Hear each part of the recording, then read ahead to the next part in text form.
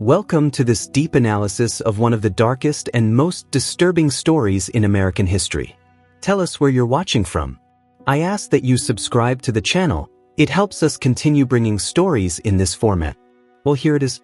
Sarah Mitchell arrives in Whitesburg, Kentucky on a gray October morning, her camera equipment rattling in the trunk of her aging Honda as she navigates the winding mountain roads. The fog clings to the hollers like wet cotton, and the autumn leaves paint the hillsides in shades of rust and gold. At 34, she's built a modest career photographing forgotten corners of America, documenting the lives of people the rest of the country prefers not to see. This assignment for a national magazine focuses on Appalachian families, their resilience, their struggles, their quiet dignity in the face of economic collapse and the opioid crisis that's ravaged these mountains for 2 decades. The town of Whitesburg sits nestled in Letcher County, a place where coal mining once promised prosperity but now offers only abandoned tipples and black lung disease. Main Street shows the scars of decline with boarded storefronts, faded awnings, and hand-painted signs advertising check-cashing services and second-hand goods. Yet there's a stubborn beauty here, an unwillingness to surrender completely. The local diner still serves breakfast, the library remains open 3 days a week, and people still gather at the Methodist Church on Sundays, their voices rising in hymns that echo off the surrounding peaks. Sarah checks into the Mountain View Motel, a single-story establishment with peeling paint and a flickering neon sign. Her room smells of cigarette smoke and pine sol, but the bed is clean and the elderly woman at the desk, Mrs. Combs, offers genuine warmth and directions to the best spots for photography. Over weak coffee in the motel office, Mrs. Combs mentions the Harlan family, particularly Ruth Harlan and her daughter Emma, who live up Rockhouse Creek in a cabin that's been in their family for 5 generations. They're good people, Mrs. Combs says, hardworking and honest, though life hasn't been easy for them. The next morning, Sarah drives up the narrow creek road, her car bumping over potholes and loose gravel. Mobile homes dot the hillsides, some well-maintained with flower gardens and satellite dishes, others listing on crumbling foundations with tarps covering leaky roofs. She passes an abandoned coal processing plant, its rusted machinery standing like prehistoric bones against the mountainside. Children play in yards despite the autumn chill, their laughter carrying across the hollow. Dogs bark warnings as she passes, and an old man in overalls watches her from his porch, neither friendly nor hostile, simply observant. The Harlan cabin sits at the end of the road where the pavement gives way to dirt. It's a modest structure of weathered wood with a tin roof and a stone chimney leaking smoke into the morning air. A vegetable garden, mostly harvested now, occupies the south-facing slope, and chickens scratch in the yard. An old pickup truck, more rust than paint, sits beside a neatly stacked woodpile. The porch sags slightly, but someone has swept it clean, and pots of mums add spots of yellow and burgundy to the gray landscape. Ruth Harlan emerges before Sarah can knock, a woman in her mid-50s with steel-gray hair pulled back in a practical bun. Her face is weathered by sun and hardship, deep lines etched around her eyes and mouth, but there's strength in her bearing and clarity in her gaze. She wears jeans and a flannel shirt, work boots caked with garden mud.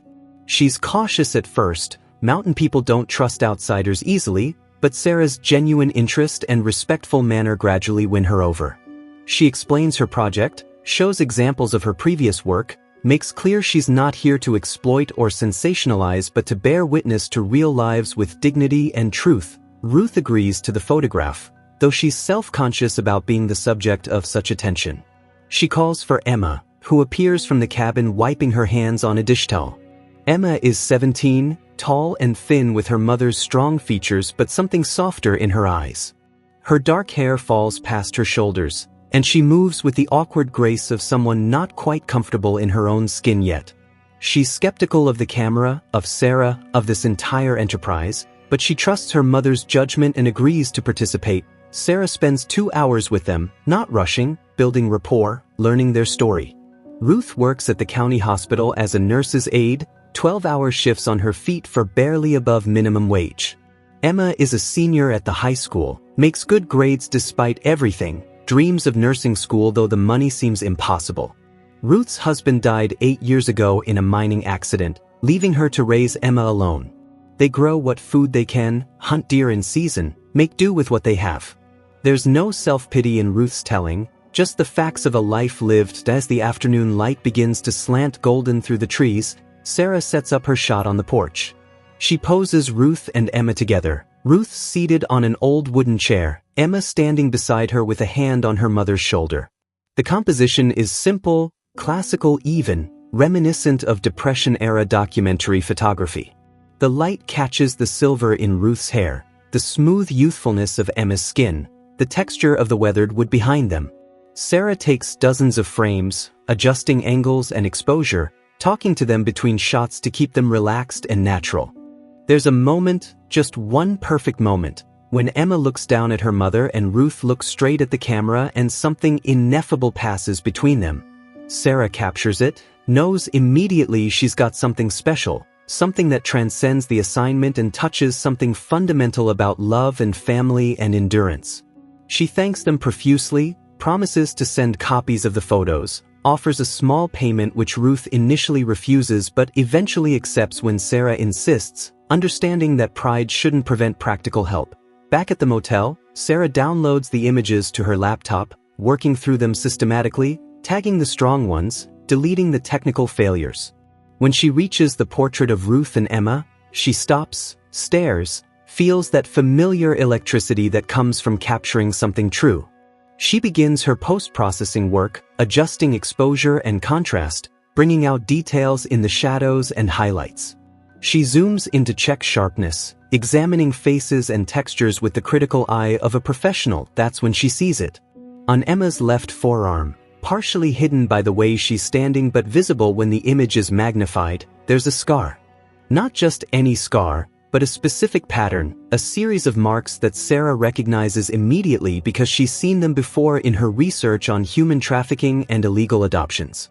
There's cigarette burns, multiple circles in a deliberate pattern, the kind of abuse that leaves permanent evidence. And there's something else, a small tattoo just above the scars, crude and faded, 3 numbers that look like they were done with a homemade needle. 217. That Sarah's heart begins to pound. She zooms in further, enhancing the image, making sure she's not seeing things. But no, it's there, unmistakable. She examines Ruth's face in the photo with new eyes, looking for signs, clues, anything that might explain what she's seeing. Ruth's expression is loving, protective, genuine. There's no hint of deception or cruelty. But the marks on Emma's arm tell a story that doesn't match the narrative Sarah heard today. She spends hours researching, cross-referencing databases of missing children, adoption records, news articles about trafficking rings in Appalachia. The region has been plagued by illegal adoptions for decades, desperate women in the throes of addiction selling their babies, criminal networks moving children across state lines, falsified paperwork and corrupted officials. The 3 numbers could be anything, a reference number, a tracking code, something to identify a child in a system that treats children as commodities. Sarah knows she should let it go, mind her own business, file her photos and move on to the next assignment. But she can't. The image of Emma's young face, full of hope and dreams despite everything, haunts her. If Emma was trafficked, if Ruth isn't her biological mother but something more complicated, then Emma deserves to know the truth. And if there are others, if this is part of a larger pattern, then bringing it to light could help countless children. By dawn, Sarah has made her decision. She'll investigate carefully, discreetly, without jumping to conclusions or causing unnecessary harm. She'll start with public records, adoption documents, birth certificates. She'll talk to people in the community who might know something. She'll follow the evidence wherever it leads. And if she finds that Emma is exactly who Ruth says she is, a daughter raised with love in difficult circumstances, then she'll apologize for her suspicions and move on. But if there's more to the story, if the marks on Emma's arm are breadcrumbs leading to a darker truth, then Sarah will do everything in her power to uncover it. The morning light creeps over the mountains, painting the sky in shades of pink and orange. Sarah makes coffee in the motel room's ancient coffee maker, stares at the portrait on her laptop screen, and prepares to dig into a story she never intended to find. In the photo, Ruth and Emma look peaceful, connected, like any mother and daughter anywhere. But photographs, Sarah knows, show only surfaces. The truth lies deeper, hidden in scars and numbers and the spaces between what's said and what's left unsaid. Sarah begins at the Letcher County Courthouse, a stolid brick building in downtown Whitesburg with marble floors and the musty smell of old documents. The clerk's office is staffed by a woman named Betty Jean who's worked there for 30 years and knows everyone's business. Sarah presents herself as a researcher working on adoption practices in rural America, which is true enough, though she omits the specific reason for her interest. Betty Jean is chatty and helpful, pulling dusty record books and explaining the filing system with the patience of someone who rarely gets visitors interested in her domain. Emma Harlan's birth certificate lists Ruth Harlan as mother and James Harlan as father, born at the county hospital 17 years ago. Everything appears in order, properly filed and officially stamped. But Sarah notices something odd. The certificate was filed 3 weeks after Emma's supposed birth date, unusual but not unheard of in rural areas where hospital births weren't always immediate priorities. More significantly, there's no hospital record number, no attending physician listed, just a notation that reads home birth, attended by midwife, with a signature that's barely legible. Sarah photographs the document with her phone, careful to be discreet. She asks Betty Jean about adoption records, explaining she's particularly interested in private adoptions facilitated through family connections. Betty Jean becomes less forthcoming, citing privacy laws and sealed records, but she mentions that back in the late 2000s and early 2010s, there was a lot of informal adoption happening in the county. Hard times, drugs, desperate women making desperate choices. Some through proper channels, some not so much. There were investigations, she says, lowering her voice, but nothing ever came of them. Powerful people involved, she implies, people who didn't want questions asked. At the public library, Sarah meets with Diane Morrison, the head librarian and unofficial historian of Letcher County. Diane is in her 60s, sharp-minded and passionate about preserving local history. She maintains archives of old newspapers, photographs, and oral histories. When Sarah asks about adoption scandals or trafficking investigations, Diane pulls out a folder she's kept for years, newspaper clippings and her own notes about a story that never quite made it into the mainstream media. In 2007 and 2008, Diane explains, there were rumors of a network operating out of several counties, facilitating illegal adoptions. Babies were being sold, sometimes directly from mothers in the grips of opioid addiction, sometimes taken from mothers deemed unfit by social workers who were part of the network. The children would be placed with families willing to pay, paperwork would be falsified to make everything look legitimate, and everyone involved would profit except the mothers who lost their children and the children who lost their histories. That a few journalists tried to investigate, Diane says, but they were stonewalled at every turn. Witnesses recanted statements, officials denied knowledge, records disappeared. One reporter from Lexington got close to breaking the story but was threatened, had her car vandalized, eventually gave up and moved to another state. The whole thing just faded away, buried under other scandals and crises, forgotten by everyone except the families destroyed by it.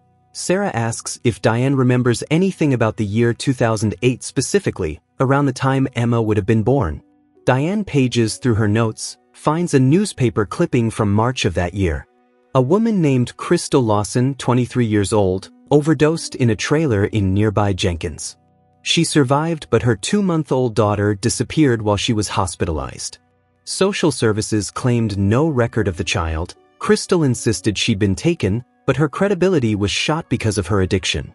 The case went nowhere. Crystal died 6 months later from another overdose, and the baby was never found. Sarah feels her pulse quicken. 217. Could those numbers be a date? February 17th? Or a case number? Or something else entirely? She asks Diane if she can copy the newspaper clippings and notes, promising to credit her if anything comes of this. Diane agrees but warns Sarah to be careful. People who tried to expose this before faced real consequences, she says. And if the network was as connected as rumors suggested, it might still be operating, might still have the power to protect itself.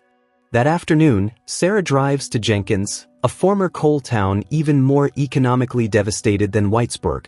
The trailer park where Crystal Lawson lived is still there, though many trailers are abandoned now, windows broken and doors hanging open.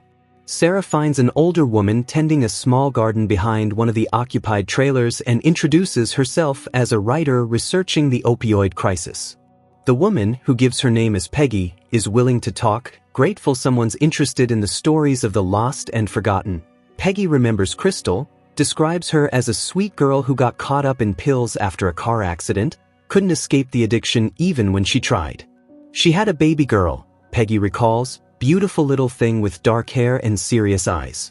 Crystal loved that baby despite everything, tried to get clean, but the drugs always won. Then one day Crystal overdosed, and when she came back from the hospital, the baby was gone. Social services claimed there was no baby, that Crystal was confused from the drugs, but Peggy and others knew better. They'd seen the child, held her, brought diapers and formula when Crystal had nothing. Sarah asks if Peggy remembers anything specific about the baby, any identifying features. Peggy thinks for a moment, then remembers that Crystal had mentioned someone hurting the baby, burn marks on her little arm. Crystal was terrified they'd take the baby away because of it, kept her covered up, didn't take her to the doctor. Peggy believed Crystal's boyfriend at the time had done it. He was a mean drunk, but Crystal defended him, said it was an accident, a lighter that got too close. After the baby disappeared, the boyfriend left town and nobody saw him again. Sarah's throat tightens.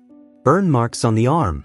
The pieces are starting to fit together in a picture that makes her sick. She asks Peggy if she remembers the boyfriend's name. Peggy shakes her head. He went by Skeeter, but that was just a nickname. Nobody knew his real name or where he came from. He showed up, caused trouble, vanished like smoke. But Peggy remembers one thing: he had a cousin or brother, someone who worked for social services, and there was talk that he'd helped arrange things, helped make the baby disappear into a system that didn't want to ask questions. Back in Whitesburg, Sarah parks outside the county social services office, a squat concrete building with barred windows. She sits in her car, thinking, planning her approach. She can't just walk in and start asking about illegal adoptions from 17 years ago. She needs a strategy, a way to access information without triggering defensive reactions. She decides to try a different angle, presenting herself as someone looking to adopt through the county system, asking about how the process works, how long it takes, what the requirements are. The social worker who meets with her is young, mid-20s, professional and earnest. Her name is Amanda, and she's clearly passionate about helping children find stable homes. She explains the formal adoption process in detail, all the background checks and home studies and waiting periods designed to protect children. Sarah asks if the process was always this rigorous, making conversation about how things might have been different in the past. Amanda admits that before she started 5 years ago, there was a period when the department had some issues, high turnover and accusations of misconduct. The state had to come in and restructure everything, she says, implementing new oversight and accountability measures. Sarah probes gently, asks if Amanda knows what kind of misconduct. Amanda becomes guarded, says she doesn't know details, just that there was an investigation and several people left the department. She changes the subject, brings the conversation back to Sarah's supposed interest in adoption. Sarah thanks her for her time, takes the information packets Amanda offers, leaves with the impression that Amanda genuinely doesn't know about the darker history but might be willing to help if she understood what was at stake. That evening, Sarah spreads everything she's learned across her motel room bed. The birth certificate with its irregularities. The newspaper clipping about Crystal Lawson. Peggy's testimony about the missing baby with burn marks. The hints of a network facilitating illegal adoptions. The marks on Emma's arm in the photograph. The pieces fit together but don't yet form a complete picture. She needs more, needs something definitive, needs to understand what really happened 17 years ago and whether Emma Harlan is actually Crystal Lawson's missing daughter. She pulls up the photograph again, studies Ruth's face for signs of deception or guilt. But all she sees is love, genuine maternal love that doesn't look fake or performed. If Ruth took Emma illegally, if she knew Emma was stolen from her biological mother, she's either a remarkable actress or she's convinced herself that what she did was right, was saving a child from a terrible situation. Or perhaps Ruth herself was deceived, told she was adopting legally, given false papers, manipulated by the network into becoming part of their scheme without fully understanding what she was participating in. Sarah realizes she needs to talk to Ruth again, but she can't just accuse her or confront her with suspicions. She needs to approach this carefully, give Ruth a chance to tell her own story, look for inconsistencies or admissions that might confirm or refute the theory taking shape in Sarah's mind. She drafts an email to Ruth, explaining that the magazine loved the portrait and wants to do a more in-depth feature story about Ruth and Emma's life, their challenges and triumphs, the reality of raising a daughter alone in Appalachia. Could they meet again for a longer interview? Ruth responds the next morning with cautious agreement. She's suspicious of too much attention, doesn't want to be turned into poverty porn for comfortable readers, but she trusts Sarah based on their first meeting. They arrange to meet at the cabin the following afternoon. Sarah spends the intervening hours preparing questions that will probe the adoption story without being directly accusatory, researching interview techniques for sensitive subjects, trying to steel herself for conversations that might destroy Ruth and Emma's world or might reveal that her suspicions are completely wrong. The mountains stand indifferent under a cloudy sky as Sarah drives up Rockhouse Creek again. Smoke rises from chimneys, dogs bark, children wave from yards. Everything looks peaceful, normal, a community going about its daily survival. But Sarah knows that beneath surfaces lie secrets and stories that challenge easy narratives. She parks at the Harlan cabin, gathers her notebook and recorder, prepares to dig deeper into a story that began with a simple portrait and has become something much more complex and troubling. Ruth serves coffee in chipped mugs at her kitchen table, the cabin's interior humble but clean. Handmade quilts cover a worn sofa, religious pictures hang on pine-paneled walls, and a wood stove radiates warmth against the November chill. Emma is at school, Ruth explains, won't be home until evening. Sarah thanks her for agreeing to the longer interview, sets up her recorder, begins with easy questions about daily life, work at the hospital, the challenges of the economy, the pride Ruth takes in Emma's academic achievements. Ruth relaxes as they talk, the initial wariness fading as Sarah demonstrates genuine interest rather than condescension. Ruth talks about her late husband James, how they met at a church social, how he worked the mines even though he knew the dangers because it was the only job that paid enough to support a family. She describes his death matter-of-factly, the explosion that killed him and two other men, the company's inadequate compensation, the struggle to survive afterward on a nurse's aide salary. Her hands wrap around her coffee mug as she speaks, calloused hands that have worked hard all their life. Sarah gradually steers the conversation toward Emma, asking about her childhood, her personality, whether she looks like James or Ruth. Ruth smiles, says Emma has her own look, strong and beautiful, different from either parent but belonging fully to their family. Sarah asks when they knew they couldn't have biological children, how they made the decision to adopt. Ruth's smile falters slightly, her hands tightening on the mug. There's a long pause before she answers. The truth is, Ruth says quietly, Emma isn't adopted in the legal sense, though she's not their biological child either. It's complicated, she says, looking down at the table. Sarah waits, doesn't push, lets the silence stretch until Ruth fills it. 17 years ago, Ruth continues, she and James had been trying for years to have a baby with no success. The doctors said it was unlikely she'd ever conceive. They looked into adoption but couldn't afford the fees, didn't meet the requirements for income and home stability that the formal system demanded. Then one day a woman approached her at the hospital, someone from social services whose name Ruth can't quite remember now. This woman said she knew of a baby who needed a home, a newborn whose mother was an addict, incapable of caring for her. The mother wanted the baby to go to a good family, someone local who would raise her right, give her a chance at a decent life. The adoption could be handled quietly, privately, without all the bureaucratic red tape.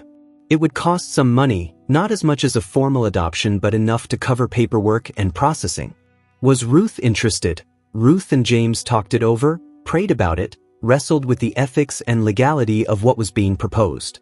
But when they saw the baby, 2 months old with dark hair and serious eyes, they fell in love immediately. They paid the $3,000 they'd saved for a down payment on a better house, received papers that looked official enough, and brought Emma home. They filed a birth certificate listing themselves as parents, which apparently no one questioned, and that was that.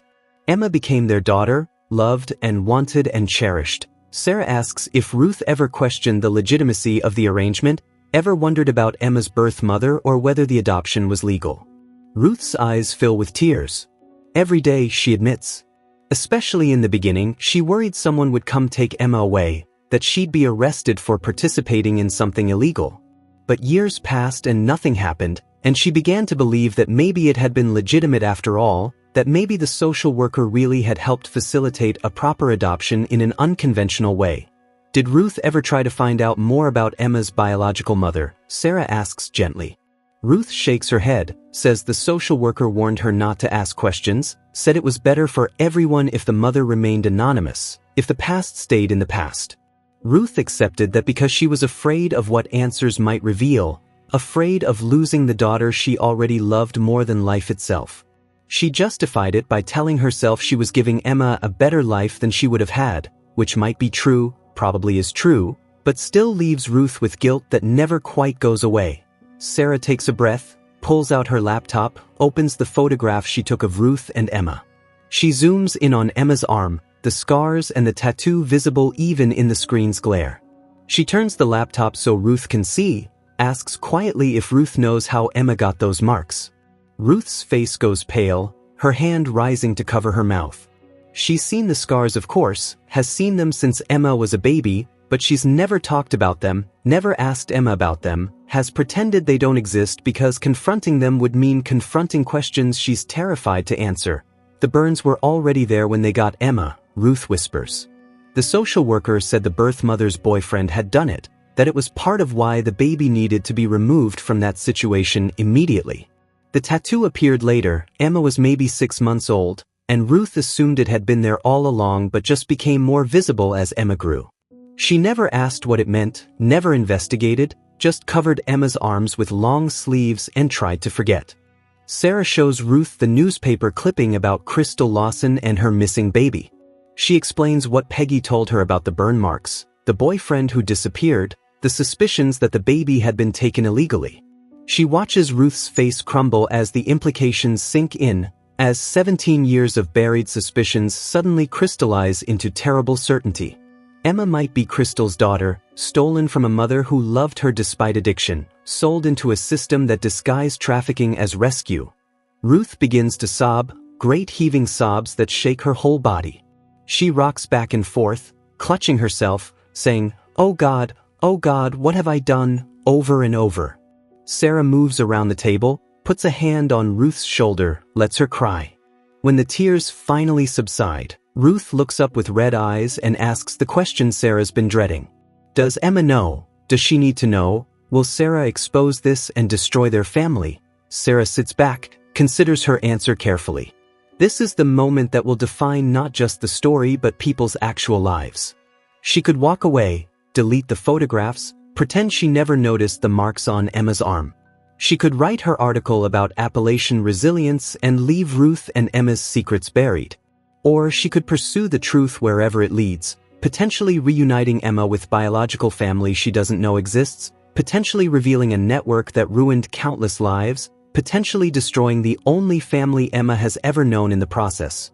Before Sarah can answer, the cabin door opens and Emma walks in, home early from school. She stops in the doorway, takes in the scene, her mother's tear-stained face and the strange woman at their kitchen table, the open laptop showing a zoomed image of Emma's scarred arm. Her expression shifts from confusion to understanding to something harder to read, fear maybe, or recognition that a moment she's been unconsciously waiting for has finally arrived. Emma sets down her backpack slowly, comes to the table, looks at the laptop screen, then at Sarah, then at Ruth. Her voice is quiet but steady when she speaks. "Is this about where I really came from?" she asks. Ruth starts to protest, to say Emma came from love and that's all that matters, but Emma cuts her off gently. "Mama, I've known something wasn't right since I was little. Kids at school used to say I didn't look like you or Daddy. I've wondered my whole life but been too scared to ask because I didn't want to hurt you." The three women sit in the cabin's dim interior, the wood stove crackling, the afternoon light fading outside. The truth is finally present in the room, unavoidable, demanding to be acknowledged and dealt with. Sarah explains everything she's learned, showing Emma the newspaper clipping about Crystal Lawson, describing the rumors of an illegal adoption network, laying out the evidence that suggests Emma might be Crystal's missing daughter.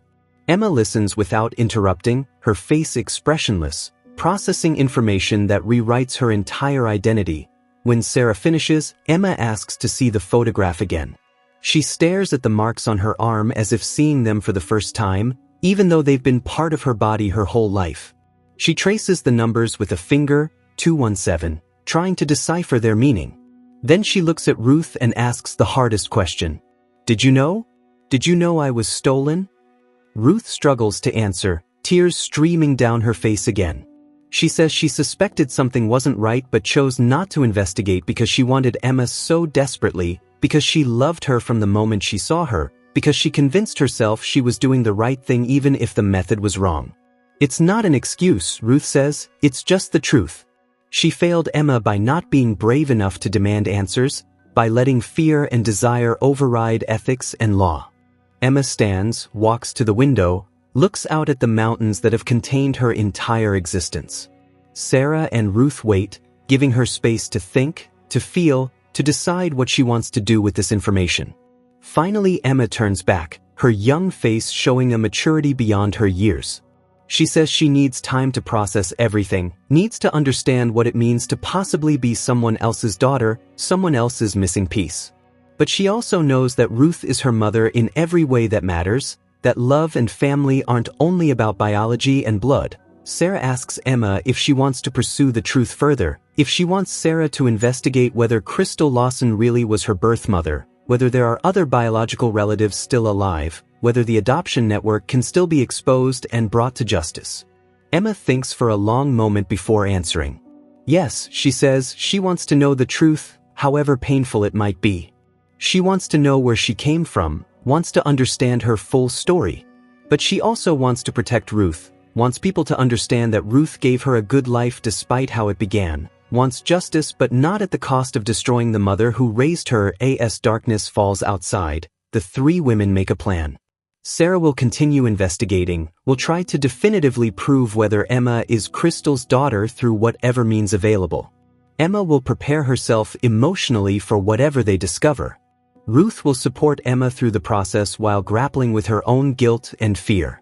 They'll move forward together, honoring both the truth that's emerging and the love that's always been present, trying to find a path that acknowledges past wrongs while protecting the good that emerged from complicated circumstances. Sarah drives back down Rockhouse Creek under a sky full of stars, her mind racing with implications and questions. She's crossed a line from observer to participant, from journalist to advocate, and there's no going back now. The story has become personal, has become about justice and healing rather than just documentation. She thinks about Crystal Lawson, dead for 16 years, about whether she has living relatives who deserve to know Emma exists, about whether the truth will bring closure or just more pain to everyone involved.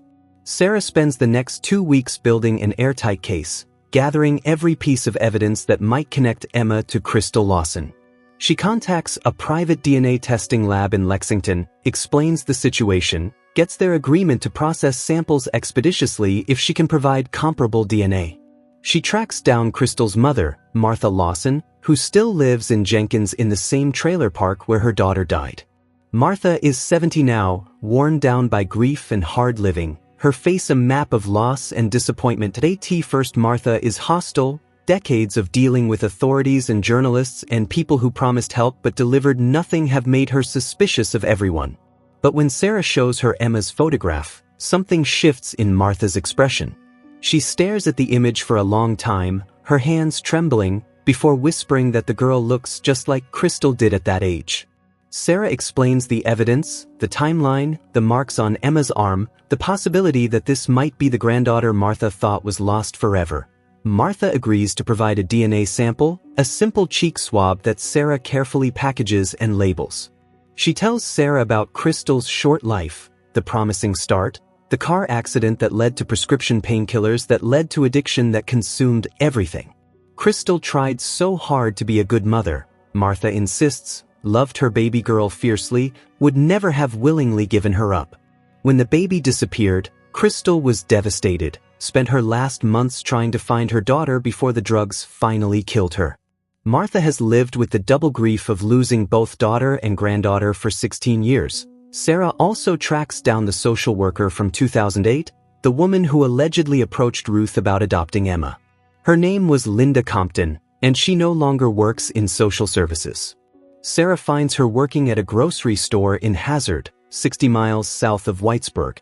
Linda is in her 50s, heavy-set with tired eyes, and she becomes visibly nervous when Sarah introduces herself and mentions the adoption network investigation. At first, Linda denies everything, claims she doesn't remember anything about illegal adoptions, insists Sarah must have her confused with someone else. But Sarah persists, showing Linda documents and photographs, explaining that she's not trying to get Linda arrested but trying to understand the truth for Emma's sake. Finally, Linda breaks down, admits she was part of a network that facilitated dozens of illegal adoptions over several years. She was approached by a lawyer in Pikeville, a man named Thomas Briggs who had connections throughout eastern Kentucky. Briggs would identify addicted mothers with babies, pay off or intimidate them into relinquishing their children, then place those children with couples willing to pay for a baby with minimal paperwork and questions. Linda's role was to provide a veneer of legitimacy, to approach prospective parents through her position in social services, to create birth certificates and other documents that would pass casual inspection. She was paid $500 per adoption, money she desperately needed because her own husband was dying of cancer and medical bills were crushing them. She tells herself she was helping babies escape terrible situations, placing them with families who would love them, but she knows deep down she was part of something criminal and harmful, something that destroyed mothers like Crystal and robbed children of their identities. Linda confirms that Ruth and James Harlan received a baby through the network in March 2008. A baby girl that Linda picked up from a contact in Jenkins and delivered to them with hastily created paperwork. Linda doesn't remember specific details about the biological mother. The network kept those connections deliberately vague to protect everyone involved, but the timeline and circumstances match Crystal's missing daughter perfectly. Linda has lived with guilt ever since, especially after the state investigation led to the network's exposure and Briggs fleeing to Florida where he allegedly continues similar operations. Armed with Linda's testimony and Martha's DNA sample, Sarah coordinates with Emma to get her DNA tested as well. Ruth drives Emma to the lab, the two of them quiet during the 90-minute trip to Lexington, holding hands in the waiting room while Emma provides her sample. The lab promises results within a week. That week feels endless, each day heavy with anticipation and dread, everyone involved suspended between one version of reality and another. When the results come, they're definitive. Emma is Crystal Lawson's daughter with greater than 99% certainty.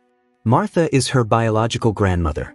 The girl who grew up as Emma Harlan was born to a different mother, stolen from that mother during her most vulnerable moment, sold into an illegal adoption that destroyed one family while creating another. The truth that everyone suspected is now confirmed, undeniable, demanding response and resolution. Sarah brings the results to Ruth's cabin on a cold December morning, snow beginning to fall over the mountains. Emma and Ruth sit together on the sofa, the quilt Emma made in middle school wrapped around both of them. Sarah presents the DNA report gently, along with everything else she's learned, Linda Compton's confession, Martha Lawson's story, the full picture of what happened 17 years ago. Emma cries quietly, grieving for a mother she never knew and a history she was denied. Ruth cries too, apologizing over and over, knowing apologies can't fix what was broken but offering them anyway. After the tears, there's a long silence. Then Emma asks to meet Martha, wants to see her biological grandmother, wants to hear stories about Crystal and understand where she really came from. Sarah arranges the meeting for the next day at a neutral location, the public library in Hazard where Diane Morrison has agreed to provide privacy and support. The meeting is awkward at first, Martha and Emma strangers despite their blood connection, separated by years and circumstances that can't be easily bridged. But gradually they find common ground, Martha showing Emma photographs of Crystal as a child and teenager, Emma sharing stories of her own life, both of them marveling at the similarities in appearance and mannerisms that genetics create. Ruth attends the meeting too, though it's painful for her to watch Emma connect with Martha, to confront the reality of the family Emma should have had. But Martha surprises everyone by thanking Ruth, acknowledging that whatever the circumstances of Emma's adoption, Ruth gave Emma stability and love that Crystal couldn't have provided. Martha doesn't excuse what happened, doesn't pretend the theft of her granddaughter was acceptable, but she recognizes that assigning blame is less important than figuring out how to move forward in a way that honors everyone's place in Emma's life. Over the following weeks, Emma begins building a relationship with Martha while maintaining her connection to Ruth. It's complicated and sometimes painful, navigating between two families, two identities, two different stories about who she is.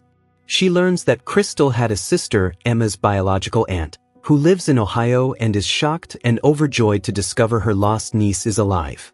She learns that Crystal's addiction began with a legitimate prescription after a car accident, that she wasn't a bad person but a sick person in a system that criminalized rather than treated addiction. She learns her birth name was Kaylee, though Emma is the only name she's ever known and the one she chooses to keep. Sarah writes the story carefully, mindfully, aware of her responsibility to everyone involved.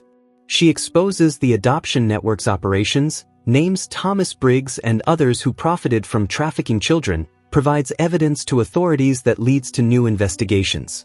But she also writes with compassion about Ruth, portraying her not as a villain but as someone who made a terrible choice out of desperation and love, who has spent 17 years being a good mother despite the circumstances that brought Emma into her life.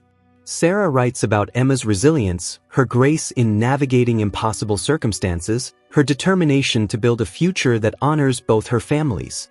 The magazine article, when it publishes, generates significant attention. Law enforcement agencies reopen investigations into the adoption network, identifying other families and children affected by the scheme. Several people are indicted, though Briggs remains beyond reach in Florida. More importantly, the article prompts conversations about adoption reform, about supporting mothers struggling with addiction rather than punishing them, about ensuring children's rights to know their origins while also protecting the families who raised them in good faith. Emma finishes high school with honors, earns a scholarship to nursing school at the University of Kentucky. She plans to specialize in addiction medicine, wanting to help mothers like Crystal, wanting to prevent future generations from experiencing the trauma and loss that marked her own beginning. She maintains relationships with both Ruth and Martha, splits holidays between families, has created a definition of family that's broader and more complicated than simple biology or law. Ruth continues working at the hospital, attending church, living in the cabin on Rockhouse Creek. She's been through therapy to process her guilt and trauma, has learned to forgive herself while still acknowledging the harm done. Her relationship with Emma is stronger now, built on truth rather than secrets, tested by revelation but ultimately resilient. She's become an advocate for adoption reform herself, speaking publicly about her experience, warning others about illegal networks that prey on desperate people, supporting legislation to make legal adoption more accessible and affordable. Sarah's career takes a new direction after the article's success. She becomes known for investigative work that combines photojournalism with in-depth reporting, stories that expose injustice while maintaining empathy for all involved. She stays in touch with Emma and Ruth, considers them friends rather than subjects, returns to Letcher County periodically to document Emma's progress and the community's continued struggles and triumphs. The portrait that started everything hangs in Sarah's apartment, a reminder that truth is often hidden in plain sight, that looking closer can reveal stories that need to be told. The mountains of eastern Kentucky remain as they always have been, indifferent to human drama yet somehow containing it all. The coal is gone, the economy struggles, the opioid crisis continues to claim lives. But people endure, communities persist, families find ways to survive and occasionally thrive despite everything. Emma's story becomes part of that larger narrative, a testament to resilience and the complicated nature of love, a reminder that justice and healing aren't always the same thing but both matter desperately. On a spring morning 3 years after the photograph was taken, Emma returns to the cabin on Rockhouse Creek during a break from nursing school. She walks with Ruth through the woods behind the house where dogwoods are blooming white against the new green leaves. They talk about classes and patience and Emma's growing relationship with a young man she met at school. They talk about Martha, whose health is declining, and plans for Emma to visit her in Jenkins next week. They don't talk about the past anymore, Not often, having said everything that needs saying. The scars on Emma's arm are still there, will always be there, but they're no longer secrets. They're simply part of her story, marks of survival rather than shame, evidence that she came from somewhere difficult and became someone strong. Ruth takes Emma's hand as they walk, the physical connection between them as real as any biological tie could be. They've learned that families are made through love and choice and commitment, that truth is essential but so is forgiveness, that the past shapes us but doesn't have to define us. The photograph that revealed their secrets hangs in Ruth's living room now, a visible acknowledgement of their complicated history and their determination to face it honestly. In the image, Ruth and Emma look peaceful together, mother and daughter in all the ways that matter, their connection transcending circumstances and surviving revelation. Sarah visits that afternoon, bringing prints of new photographs she's taken of Emma at university. They sit on the porch drinking sweet tea, watching clouds move over the mountains, talking about Emma's future plans and Sarah's next assignment. The story that began with a single portrait has expanded into something larger, touching more lives, creating ripples that reach beyond these hollers into courtrooms and legislatures and other families struggling with similar questions. But here on this porch, it's just three women who've come to know each other through crisis and investigation and truth, who found friendship in unlikely circumstances. As evening falls and Sarah prepares to leave, Emma thanks her again for having the courage to investigate what she saw in that first photograph, for not looking away when looking closer would have been easier. Sarah acknowledges that the investigation changed her own life too, taught her about the power and responsibility of bearing witness, showed her that journalism at its best is about service rather than exploitation. They embrace, these three women bound together by an adoption that shouldn't have happened but led to love that's undeniably real. The story ends where it began, with a photograph. But now the image means something different, reveals different truths, represents not secrets but survivals, not deception but complicated humanity. Emma Harlan is exactly who she is, shaped by Crystal Lawson and Ruth Harlan both, belonging to Martha and Ruth, carrying trauma and love in equal measure.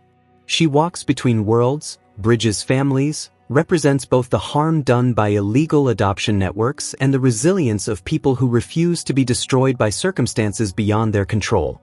The mountains stand witness to it all, ancient and patient, holding stories in their hollers and ridges, containing multitudes. The photograph that changed everything is just one moment captured in time, one truth among many, one family's complicated story in a region full of complicated stories. But it matters, as every truth matters, as every life matters, as every attempt to understand and heal and move forward matters in a world that often prefers comfortable lies to difficult truths. To uncover more stories that reveal the hidden secrets and forgotten mysteries of the past, leave a like if this deep investigation kept you hooked until the end. I invite you to subscribe to the channel. Did you know that 80% of people who watch aren't subscribed and end up missing incredible stories? It costs nothing. Oh, and tell us in the comments where you're watching from and share other dark tales that, in your opinion, deserve to be explored here on the channel. See you soon.